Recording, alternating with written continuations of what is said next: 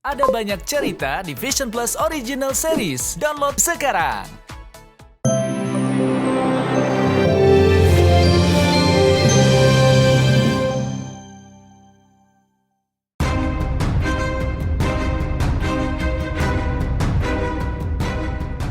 Perceraian Wanda Hamidah dengan Daniel Patrick Scoot yang terjadi tahun 2019 silam ternyata menyisakan konflik panas. Namun konflik itu baru mencuat dan menjadi perbincangan publik setelah Wanda dilaporkan Daniel ke Polres Metro Depok atas dugaan pengerusakan rumah. Hari Minggu, 15 Mei lalu, diduga Wanda memasuki pekarangan rumah Daniel di kawasan Cinere, Depok secara paksa. Tak hanya itu, kabarnya Wanda melakukan pengerusakan dan melontarkan kata-kata kasar kepada Daniel dan istri barunya Safia Helua. Tak terima dengan pelakuan mantan istrinya, Daniel pun melaporkan Wanda ke Polres Metro Depok kemarin pagi. Hari ini kita menerima pelaporan dari seorang terkait masalah yang kita kenakan dari pasal 167, 406 dengan 335 ya. Jadi memasuki pekarangan, merusak rumah dan penistaan. Bersama Bang Sandi Arifin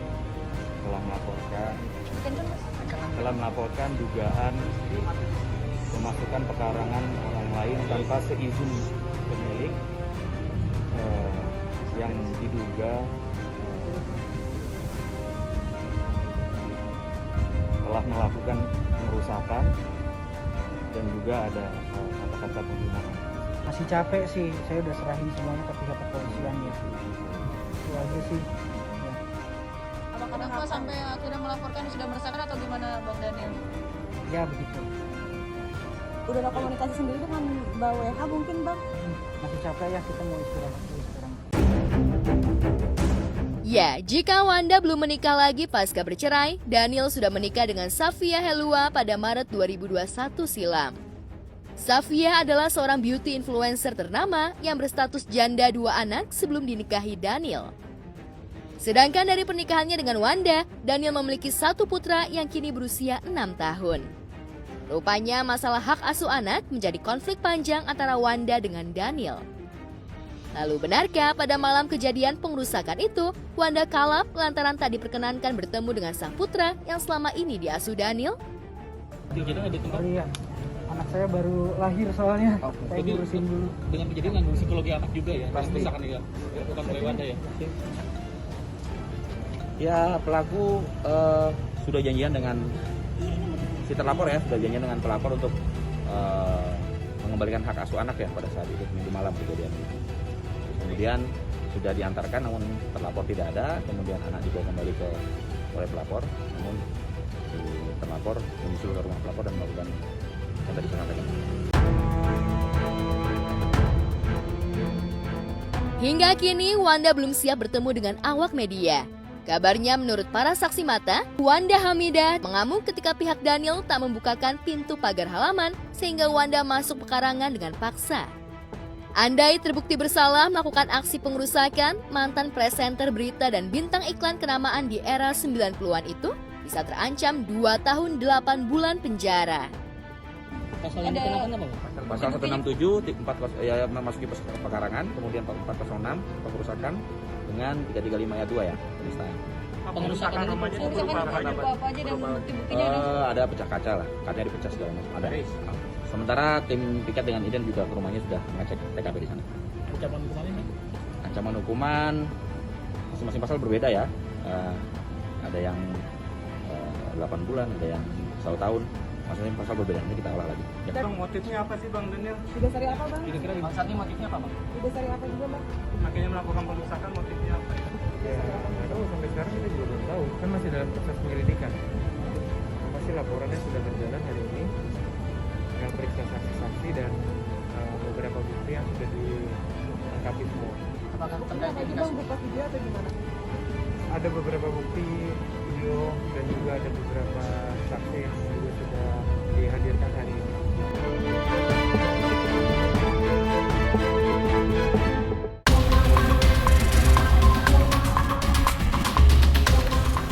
Kasus mafia tanah yang dilaporkan Nirina Zubir pada tahun 2021 silam kini sudah memasuki tahap persidangan.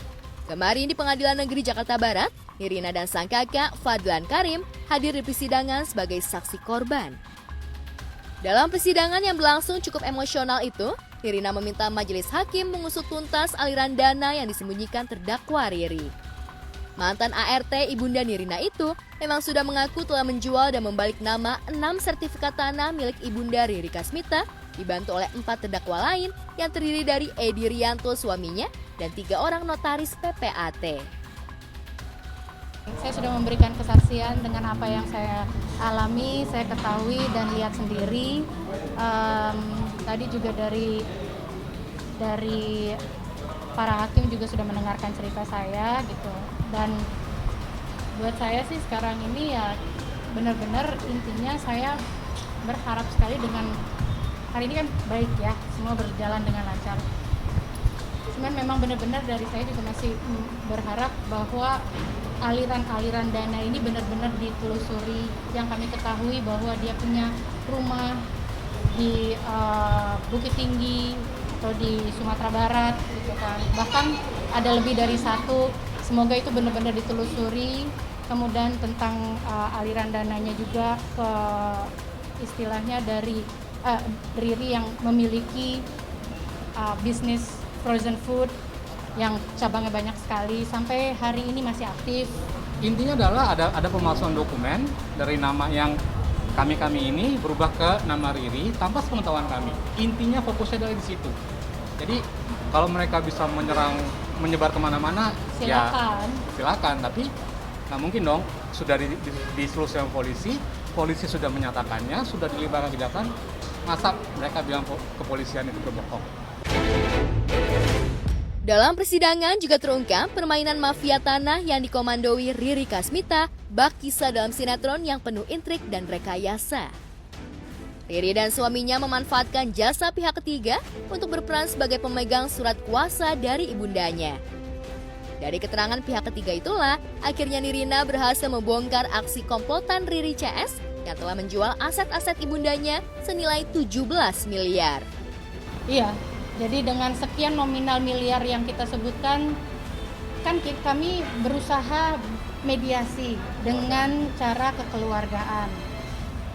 Tidak ada tadinya niatan kami untuk melaporkan kepada, setelah kami ketahui ini ya, gitu. Kita akhirnya konfrontir langsung, mediasi, gimana, mau ada niatnya seperti apa. Niatnya dia menyicil 2 juta sebulan. Yang kita ketahui, kalaupun dikalikan, itu akan berapa lama ya gitu baliknya gitu. Tapi itu pun tidak terjadi juga gitu. Makanya akhirnya kami beberapa kali menanyakan gitu, ini mau jadinya gimana? Kalau enggak ya udah kita laporkan gitu. Kita berikan aja nih kepada pihak yang berwenang. Nah, di tengah mediasi itu juga salah satunya dia menunjukkan rekening banknya, yang makanya saya tahu bahwa ada aliran dana dari Riri ke Ahmad Efriliantio tadi itu yang adalah pegawai BRI dan juga kepada Farida. Jadi itu sudah terpampang, sudah terlihat jelas gitu. Sampai akhirnya pokoknya intinya dia tidak memenuhi janjinya dia, ya sudah kami laporkan ke polisi. Kami juga pernah dapat informasi juga dari penyidik ya. Selain 5 orang tersangka sekarang ini akan ada tersangka lagi tambahan.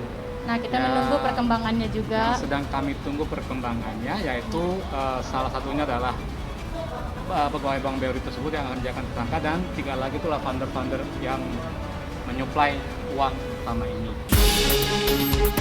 Sebagai dalang yang merekayasa penjualan tanah milik ibundanya, Riri mendapatkan keuntungan 17 miliar. Mantan ART itu bahkan masih memiliki bisnis frozen food di Bukit Tinggi yang dikelola oleh adiknya. Nirina berharap semua aset Riri yang diduga didapat dari hasil menjual tanah milik ibundanya disita oleh pihak berwajib. Lalu benarkah Nirina berharap Riri dan suaminya dihukum maksimal? Saya juga ingin kembali lagi, maksudnya ditinjau lagi, apalagi orang-orang yang menerima aliran dana gitu kan ya. Kami ketahui kan, kita juga pernah melihat rekeningnya akhirnya dari Riri Kasmita, ada aliran dana dari Riri ke Farida yang adalah oknum notaris yang sekarang menjadi saksi juga. Terus kemudian juga ada aliran dana dari dari Riri ke Ahmad Efriliantio. Ahmad Efriliantio. Dia itu pegawai Bank BRI. Lebih keras kan? Dia itu pegawai Bank BRI. Ya waktu itu aliran dananya ada kurang lebih di atas 200 juta ya. Nah itu yang kami berharap. Tadi kami sedang memberikan kesaksian dan berharap dari kesaksian kami ini lebih ditelusuri lagi gitu. Apalagi yang kami ketahui kan ini semua tidak, saya yakin bahwa dia tidak bergerak sendiri juga. Jadi salah satunya yang kami juga ingin dan harap bisa telusuri adalah fundernya gitu. Jadi maksudnya ini semua kan berawal dari pakai modal gitu kan. Ini modalnya tuh dari mana gitu loh. Dia menggunakan duit ibu saya pun juga kan itu kita lihat bahwa sedikit tapi kan pasti ada orang lagi di belakang itu.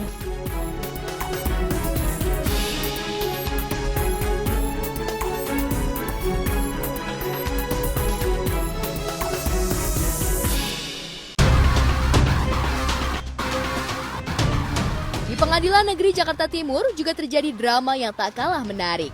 Selebgram Gaga Muhammad yang divonis 4 tahun penjara pada kasus laka lantas yang membuat Laura Anna mengalami kelumpuhan permanen mengajukan kasasi ke Mahkamah Agung.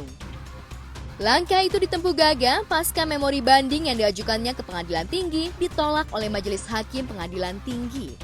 Menurut Fahmi Bahmid, kuasa hukumnya, memori kasasi Gaga akan diajukan dalam 7 hari ke depan.